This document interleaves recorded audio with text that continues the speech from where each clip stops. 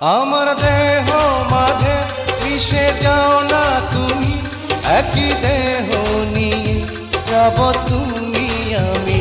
তুমি দূরে গেলে ও বন্ধু আমার ফুলের মতোই যাব। आपको डॉक्टर नहीं वकील होना चाहिए या हर केस जीत जाते हैं आप।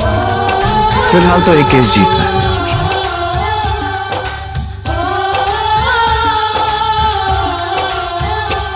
আমায় দুনিয়া থেকে